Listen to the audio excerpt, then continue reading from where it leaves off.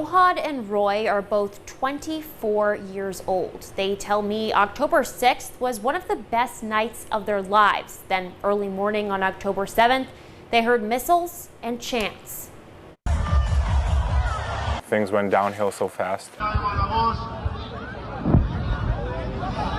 One girl tried to run out and she was shot instantly. I texted my parents goodbye. 24-year-old Ohad recounts the hours of October 7th, 2023, from listening to music with his friends to escaping a massacre. As we were running out, people fell from behind us, and you can see people dying in the corner of your eye while you're running. And we made it out. They didn't hit us. We were caught in a traffic jam right outside the party area. Once again, under heavy fire, we're surrounded by shooters, by terrorists. Somehow we managed to get the car out of the traffic jam and into the open field, where we encountered more terrorists. We saw about 100 terrorists with our very own eyes. We went from a group of terrorists to a group of terrorists in the open field, just tried to not get shot. Ohad narrowly returned home with his life, but without his best friend and roommate. Jonathan, may he rest in peace. He was murdered. He was shot in the head by terrorists that very day. He served with Roy in the army. Ohad and 24-year-old Roy met through this loss and shared their stories with each other. 15 motorcycles. On each motorcycle, 2 terrorists shooting everywhere, screaming the chants. As we pass by Ra'im military base, and we see the gate of the base already open.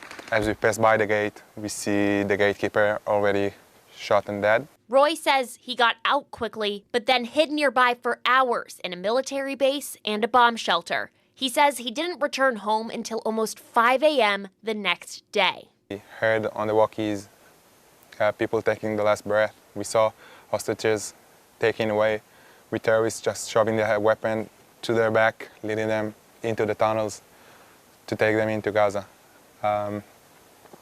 Once we got outside of the base and driving back home, it was the hardest picture that I ever saw in my life. You feel like you're in a video game map. You see piles of dead bodies. You see soldiers, terrorists, the motorcycle that chased us lying on the ground. And I don't want to even start to describe the scent. In part 2 of this story, hear from the young men about the aftermath, why they think it happened, what their lives look like now, and why they want to tell their story. All of that tomorrow, starting at 4. In the studio, Felicity Taylor, CBS 19 News. In part 2, Ohad and Roy tell me about how their lives have changed and give their reaction to the ongoing conflict. They came to Charlottesville and UVA with an Israeli group called Survived to Tell, and that's what they did. Israel is very common. Almost everyone knows someone who was in the Nova Party or serving in reserve. But here it's way harder. It's been almost a year since Hamas terrorists attacked the Nova Music Festival.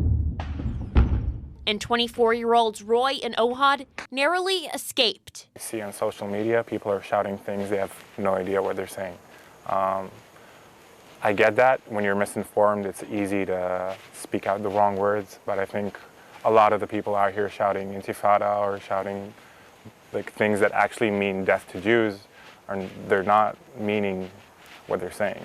Ohad and Roy both served in the Israeli Defense Force, which is required national service for all Israeli citizens. Roy was called from the reserves on October 8th, 2023. He says he had to turn it down for his mental health and find a new way to serve. For both men, that means talking about it. I was a bit scared to go into campuses. I saw the protesters.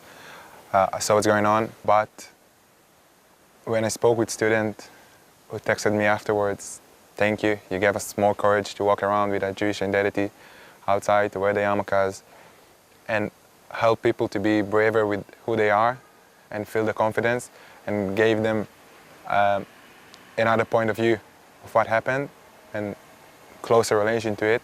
Roy is now a free dive instructor. It's amazing how the life can take us, and it's all about us making a decision and taking opportunities from other people and grab them to feel better, to heal ourselves. And Ohad moved back near family. During the first 8 months, I felt completely disconnected from the world.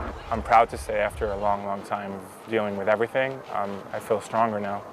I feel empowered, I feel more mature, and with everything that is coming with it, it's the PTSD, it's the loss of sleep, it's the nightmares, the constant state of awareness.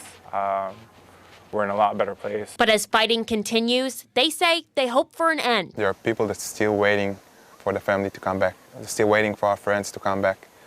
And the main cause that everyone should focus in Israel right now, it's bringing them back home. And question why it happened in the first place. They told us that there would never be a situation in which Hamas invades Israel. Like, they would only send terrorist groups and they would fight us from like the guerrilla fighting they're doing right now. We kept it under so well, like nobody knew. Our intelligence failed. That statement by Ohad is still haunting the nation of Israel. Why intelligence failed has yet to be answered by the Israeli government. In the studio, Felicity Taylor, CBS 19 News.